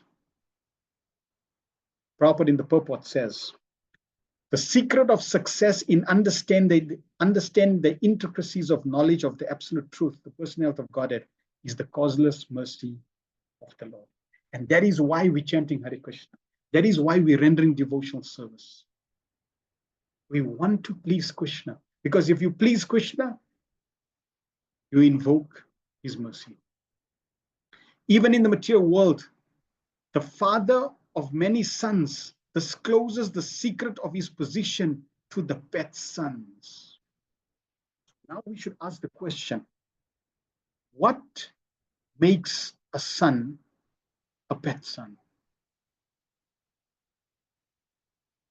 Similarly, by that attitude, by that activity, I can also become the pet son of Krishna, so that Krishna can reveal himself. The father discloses the confidence. The father discloses the confidence unto the son whom he thinks worthy. An important man in the social order can be known by his mercy only. Similarly, one must be very dear to the Lord in order to know the Lord. The Lord is unlimited. No one can know him completely. But one's advancement in transcendental loving service of the Lord can make one eligible to know the Lord. Note, Prabhupada is saying, but one's advancement in transcendental loving service of God. Not just engagement. Engagement is the beginning. But I should advance further on the path of loving transcendental service. And we already covered few aspects of how to advance in transcendental service. What makes one's devotional service just from service or transcendental service or devotional service to advance in terms of the quality, in terms of the attitude, in terms of the duration, all these elements, by engaging with this seriousness, slowly but surely, we will have this revelation. Here we can see that the Lord is sufficiently pleased with Brahma, and therefore he offers his causeless mercy to him so that Brahmaji may have factual realization of the Lord by his mercy. And this is not the first time Prabhupada in the purport is using this word, sufficiently. We've covered it in the first canto. This is the second time Prabhupada is also mentioning this second canto. It's not that whatever service you're rendering is pleasing Krishna. In Nectar Devotion, Srila Rupa Goswami describes, you chant Hare Krishna one time and Krishna is indebted eternally. So Krishna is pleased, no doubt. But here it is mentioned sufficiently pleasing the Lord. This should be our endeavor. We want to keep engaging in devotional service, keep intensifying our service, keep purifying the motive of our service, the duration of our service, to please the Supreme Lord. And by continuously doing that more and more and more, we can then sufficiently please Krishna. Not just please, but go beyond pleasing, sufficiently please. When Krishna is sufficiently pleased, then he will reveal himself, like he's doing with Lord Brahma. In the Vedas also it is said that a person cannot know the absolute truth, personality of God, it's simply by the dint of mundane education or intellectual gymnastics. One can know the supreme truth if one has unflinching faith in the bona fide spiritual masters as well as in the Lord. Prabhupada is giving the wisdom. Prabhupada is giving the direction. Your faith in Srila Prabhupada will determine how serious you take the instructions to heart. And then the revelation will follow. Such a faithful person, even though illiterate in the mundane sense, can know the Lord automatically by the mercy of the Lord. See, in Prabhupada's statements is the mercy, the blessings. Prabhupada is giving us blessings. On our own, it's impossible. On our own endeavor, it's impossible. To just get the mercy of the Lord is impossible. But everything is possible by the mercy of the pure devotee. Because mercy follows. The Lord follows the mercy of the pure devotee. So Prabhupada, in his purports, in his statements, when he's writing, he is blessing us with success. In the Bhagavad Gita also it is said that the Lord reserves the right of not being exposed to everyone. And he keeps himself concealed from the faithless by his Yoga Maya potency. To the faithful, the Lord reveals himself in his form, qualities, and pastimes. The Lord is not formless, as wrongly conceived by the impersonalists, but his form is not like one that we have experienced. The Lord discloses his form even to the extent of measurement. The Lord discloses his form even to the extent of measurement. You can measure exactly, okay, this is the Lord's form. All the details. No details are left unrevealed.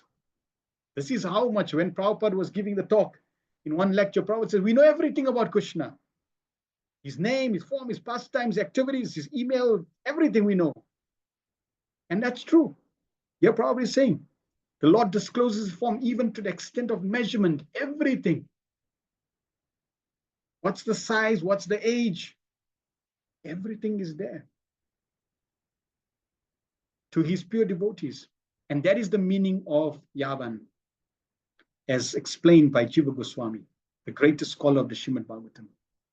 The Lord discloses the transcendental nature of his existence.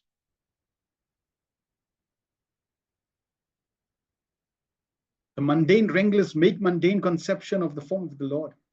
It is said in the revealed scriptures that the Lord has no mundane form. Therefore, persons with a poor fund of knowledge conclude that he must be formless. They cannot distinguish between mundane form and spiritual form. According to them, without a mundane form, one must be formless. So yes, Krishna's form, Krishna's existence is of a different nature. It's of chit. It's transcendental. Spiritual potency. This conclusion is also mundane because formlessness is the opposite conception of form. Negation of mundane form does not establish a transcendental fact. In the Brahma Samhita, it is said that the Lord has a transcendental form and that he can utilize any one of his senses for any purpose. For example, he can eat with his eyes. He can see with his legs. In the mundane conception of form, one cannot eat with one's eyes or see with one's legs. That is the difference between mundane body and a spiritual body of Satchidananda. A spiritual body is not formless. It is a different type of body of which we cannot conceive with our present mundane senses. Formless, therefore, means devoid of mundane form or possessing a spiritual body of which the non-devotee can have no conception by speculative method. And we've made this point again and again. The Vedantas, in the Vedanta Sutras, anywhere in the Upanishads, every time when they talk about God having no form, this is the point. When they say God is formless, this is the point. Not that he does not have a form, no, that he's devoid of mundane form. So only those who are following Lord Brahma, who are following Srila Prabhupada, who are following that previous acharyas in our line,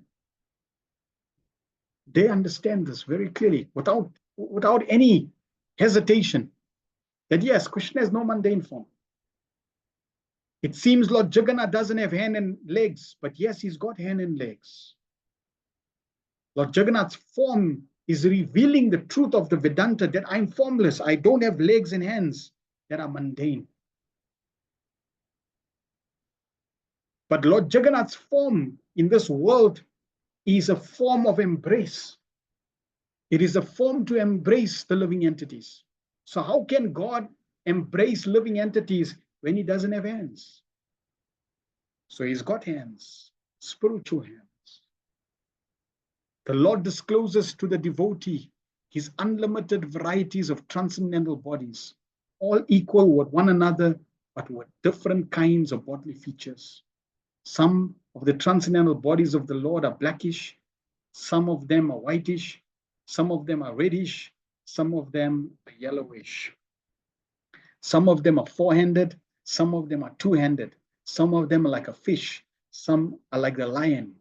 All these different transcendental bodies of the Lord without any differential categories are disclosed to the devotee of the Lord by the mercy of the Lord. And thus the impersonalists' false arguments claim the formlessness of the supreme truth do not appear to the devotee of the Lord, do not appeal to the devotee of the Lord, even though such a devotee may not be very advanced in devotion. So see, Prabhupada is hammering this point. There is no question of formless in relation to the Supreme Lord. The Lord has unlimited number of transcendental qualities, and one of them is his affection for his unalloyed devotee. In the history of the mundane world, we can appreciate his transcendental qualities. The Lord incarnates himself for the protection of his devotees and for the annihilation of the faithless. His activities are in relation with his devotees. Srimad Bhagavatam is full of such activities of the Lord in relation with his devotees. And the non-devotees have no knowledge of such pastimes. The Lord lifted the Govardhan hill when he was only 7 years old and protected his pure devotees of Vrindavan from the wrath of Indra, who was overflooding the place with rain. Now, this lifting of the Govardhan hill by a 7-year-old boy may be unbelievable for the faithless, but for the devotee, it is absolutely believable. The devotee believes in the almighty potency of the Lord, while the faithless say that the Lord is almighty, but do not believe it. This faith and this belief is what is the difference between those who know and believe and those who know, act, and don't believe. There's an interesting pastime between Lord Shiva and Parvati,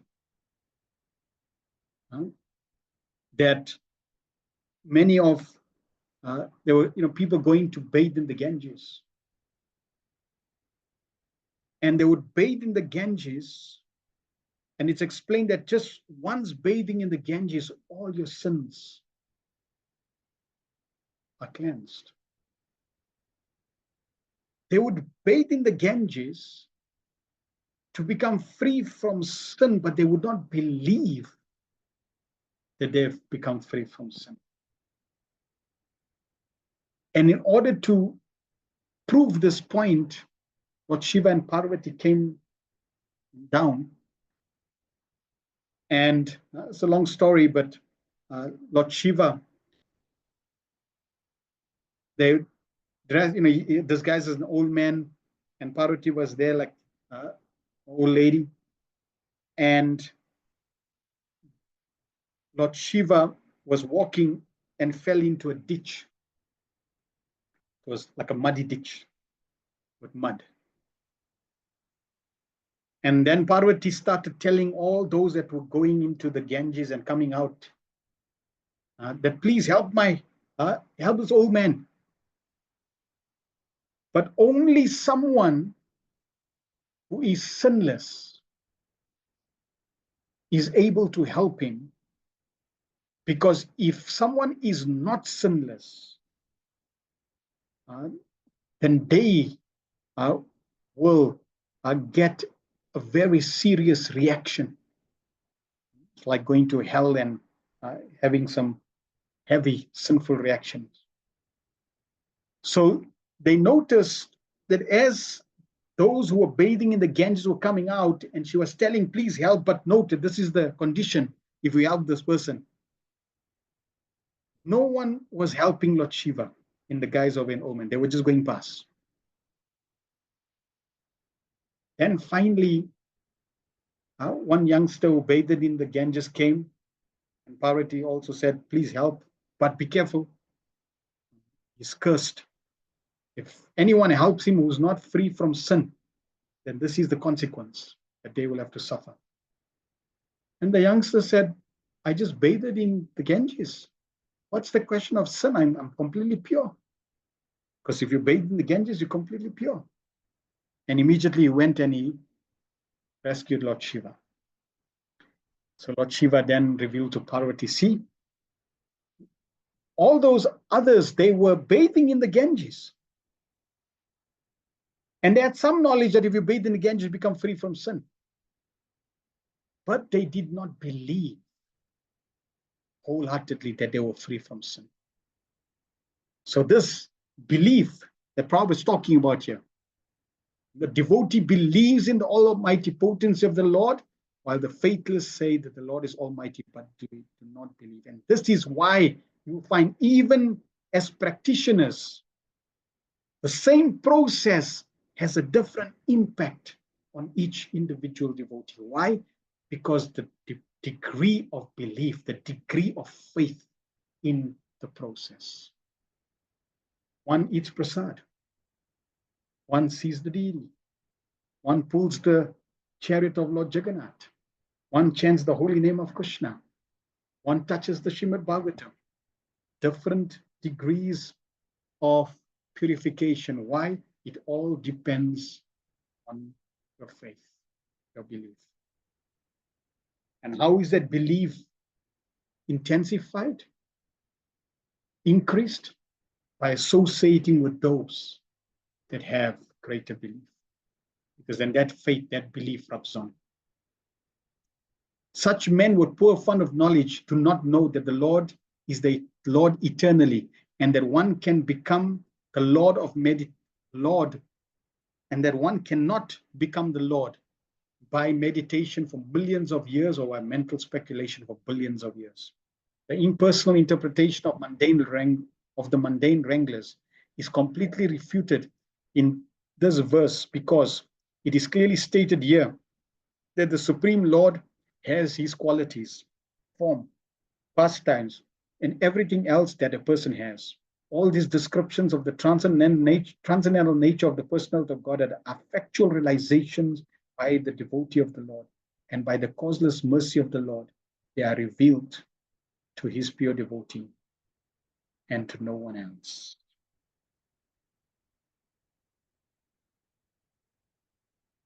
When somebody, I see Krishna every day. I know Krishna, I see Krishna. And then you see him smoking a cigarette. We should be rest assured. Krishna does not just reveal himself to any Tom, Dick, and Harry. Krishna reveals himself to his pure devotees.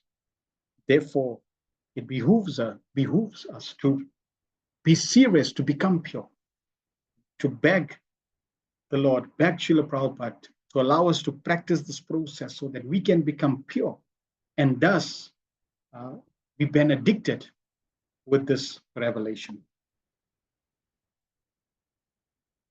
So now I'll just conclude with few aspects of this Mula Sloka, text 30 and 31, text 30, 31 and 32, specifically 30, 31. And then we'll conclude. And next week, we will start with the actual Chatusloki verses 33, 34, 35, and 36.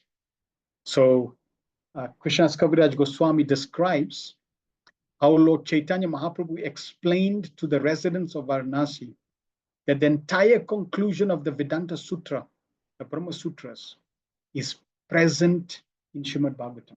We've heard this before in the first canto, that Srimad Bhagavatam is the natural commentary of the Vedanta Sutra. He then goes on to explain the Chatusloki Bhagavatam as being the essence of the three tattvas. So the whole embodiment of the Vedas, all the knowledge that exists in creation, fall into these three categories: Sambandha, Abhidaya, and Prayojana. Sambandha means knowledge of our relationship with the Lord. Abhidaya, the process of perfection. And Prayojan, the perfection, pure love of God. Bhagavatera Sambandha Abhidaya Prayojana Chatusloki Kite Prakatatara Karyacha Lakshana. The essence of the Srimad Bhagavatam, our relationship with the Supreme Lord, our activities in that connection, and the goal of life is manifest in the 4 verses of Srimad Bhagavatam known as the Chatusloki. Everything is explained in those verses. So these 4 verses that the Lord is going to share with us, just 4 verses, has everything that we need to know. In the Amrita Prabhava Bhasya, Srila Bhaktivinoda Thakur confirms that one has to learn from a bona fide spiritual master about religious principle, economic development, sense gratification, and ultimate liberation. This is Dharma, Artha, Kama, and Moksha. These are the 4 divisions of regulated life, but they're on the material platform.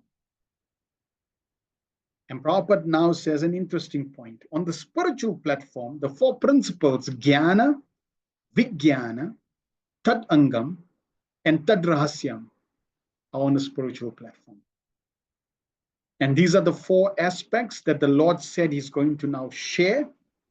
In text 31, he made this point that these are the 4 things that he's going to share, which is what the 4 seed verses are related to. So here we find the Chatusloki Bhagavatam, 2933, 2934, 2935, and 2936. And Srila Krishnadas Kaviraj Goswami has shared Jnanam, Vijnanam, or the text 33 is Jnanam. Srila Jiva Goswami also says text 33 is going to be Jnanam, which is Sambandha. Text 34 is Vijnanam, and this is also Sambandha. So Sambandha is going to cover Jnanam and Vijnanam. Text 35 is going to cover Sadhana Bhakti, which is Tad Angam, which is the Abhidaya, the process. And then 36 is going to cover Prema Bhakti, or Saharasyam, the secret, and that's the Prayojan. So in the Vedas, we should know that every aspect of knowledge is in one of these 3 categories. And these 4 verses are basically going to be covering these 3 categories. And thus, the essence is going to be given to us. Just in these 2 verses that I'm going to quote from Chaitanya Charitamrita, text 103 and text 105, Madhya Leela 25, chapter 25. Ami sambandha tattva amara jnana vijnana amapaite sadhana bhakti abhideya nama. Lord Krishna says, I am the center of all relationships. Knowledge of me and the practical application of that knowledge is actual knowledge. Approaching me for devotional service is called abhideya. Interesting. Approaching me for devotional service is called abhideya. That means when we practicing devotional service, we actually practicing to ask for devotional service. We're practicing to approach the Lord to engage us in devotional service. Just like Prabhupada says, when we chant Hare Krishna, we are crying to Krishna, please engage me service. Spiritual knowledge means fully understanding the absolute truth in three features: the impersonal Brahman, localized Paramatma, and all-powerful Supreme Personality of Godhead. Ultimately, when one takes shelter at the lotus feet of the Supreme Personality of Godhead and engages in the Lord's service, the resultant knowledge is called Vijnana. Ultimately, when one takes shelter of the lotus feet of the Supreme Personality of Godhead and engages in the Lord's service, the resultant knowledge is called Vijnana. So knowing is theory. And when I take that knowing and actually engage in devotional service, now that knowledge becomes Vijnana. Special knowledge. This is what Prabhupada defines: special knowledge, Vijnana, or practical application of spiritual knowledge. One should be engaged in the Lord's devotional service to achieve the aim of life. And what is the aim of life? Called prayojan. The practice of devotional service is to attain that goal of life. The practice of devotional service to attain that goal of life is called abhideya. Sadha nera phala prema mula prayojana say prema paya jiva amara sevana. By rendering devotional service, one gradually rises to the platform of love of God. That is the chief goal of life. On the platform of love of Godhead, one is eternally engaged in the service of the Lord. We are in the Madhurya Kadambini course that we covered. There also, Vishwanath Chakravarti Thakur, Jiva Goswami, they describe that right now we are not engaged in pure devotional service. Right now we cannot classify ourselves as devotees. We only classifying ourselves as aspirants, aspiring to be devotees, aspiring to practice devotional service. Only when we come to the stage of Nishtha and Ruchi, beyond Anartha Nivriti, then we can call ourselves, now I am a devotee. Now I am practicing pure devotional service. Until then, we are aspiring. And aspirants need to perspire and practice devotional service until we sufficiently please Supreme Personality of Godhead. So next week, we're going to be covering the Chatusloki Bhagavatam, text 33 to 36. The Chatusloki Bhagavatam is Bhagavatam, all 18,000 verses, the truth of the Bhagavatam, the essence of the Bhagavatam in 4 seed verses. It is the essence of the Vedas, the 4 Vedas. It is the essence of the Gayatri mantras. It is the essence of the Omkar as glorified in the Vedas. It is the essence of the Vedanta Sutra. And these 4 verses are directly given to us by the Supreme Personality of Godhead, covering the questions related by Lord Brahma to the Supreme Lord. And we're going to hear that next week. Bantrat, Srimad Bhagavatam, Ki Jai, Srila Prabhupada Ki Jai, Nitai, Pramanande, Hari, Hari. Are there any questions or comments? Anyone has, please type in the chat.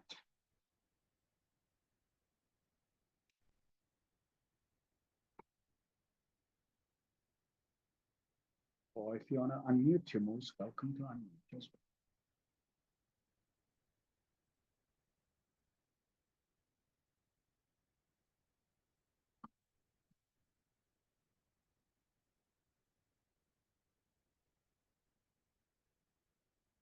We keep the aspiration, the hope, Ashabandha, hope against hope. We keep that burning in our heart, in our consciousness. We keep the desire of revelation in our heart.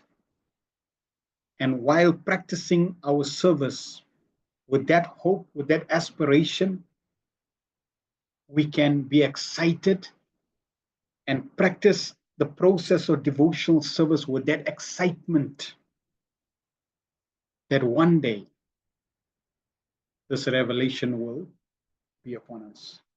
And in the Madhura Kadambini, Vishwanath Chakravarti Thakur also describes this culmination very sweetly, very detailed, very wonderfully. You can go to that course in the academy, where he reveals how the Lord actually reveals not just his form, but all facets of his form. Through sight, through hearing, through smelling, touching, all aspects. So we can look forward to this wonderful revelation. Sharina says, thank you for your explanation and clarification. Thank you very much. Shamananda Professor Hare Krishna, thank you, and Mataji for sharing Srimad Bhagavatam with us for all efforts and time with the Academy. Thanks for reminding us to be aware of our motive for doing devotional service, to always keep the right mood to please Krishna, and to also ask the Lord to use us as an instrument to do his work. Really wonderful verses on Lord Brahma showing us how to go about all this. Yes. And we see Srila Prabhupada doing that for us, bringing us, it's like you're getting derailed, okay, bringing you back on track, getting derailed, bringing you back on track. So if we keep reading Prabhupada's Bhaktivedanta purports, we will always be brought on track in terms of our goal, in terms of our objective, in terms of our motive. At the same time, we are getting purified. At the same time, we're deriving pleasure. At the same time, we're pleasing the Supreme Lord. Such a wonderful process. For also explaining about the head and the heart, knowing the theory and also realizing through devotional service the mercy of the Lord. Yes. It's the hands, it's the head, the hand, and the heart. So the head gets the knowledge. Oh, I'm a servant of Krishna. Or what should I do? Use your hands. And that's the beginning. So beginning is knowledge. But just only knowledge, knowledge, knowledge, knowledge, read, knowledge, knowledge, knowledge. No, is not good enough. In fact, the ninth offense, to maintain material attachments even after understanding so many instructions on this matter. If you know, and you do not engage, it's an offense. You'll never ever get the mercy of Krishna and the holy name. At some point, you need to get it. Say, yeah, I need to start engaging in serving Krishna, chanting, and embracing the process of devotional service. So then the head got the hands to engage, and now head, hands, head, hands, head, hands, with the proper motive to then get the heart ready for revelation. And yes, Krishna's mercy, Krishna can reveal. Normally what happens is every new aspirant, every new devotee, Krishna reveals some revelation in the heart, a little glimpse, a little drop Krishna gives to just prove that there's this reality here. But full revelation means your heart needs to be purified, your heart needs to be ready. And you need to sufficiently please the Lord. When that happens, then that is the greatest gain. After that, our lives will never be the same. In fact, even now our lives are not the same. But when we get that revelation, it'll be even with greater ecstasy. So we look forward to that association with the Lord. Madhachana Siddhi says, Hare Krishna, thank you for the beautiful explanations. Thank you very much. All by the mercy of Guru Srila Prabhupada and the Bhagavatam. Ram Kingrapo says, thank you very much for drowning us in the ocean of Srila Prabhupada's Bhaktivedanta purports. I like the instructive pastime about Shiva and Parvati getting purified of the waters of the Ganges, all glory to Srila Prabhupada. Yes. We see the same with the disciples of Ramanujacharya, that he was throwing his remnants in the Yamuna, or the Ganges, one of the holy rivers. And all of a sudden, one of the rivers, all of a sudden the fish that were eating the remnants, they got form and they ascended to the spiritual world. And the disciples wondering, Guru Maharaj, we have your remnants every day, nothing's happening. Because of that faith. So that faith has to be developed also. And if we develop that faith in good association, every devotee has faith. And therefore we can associate with every devotee to get that fraction of faith, to increase our faith.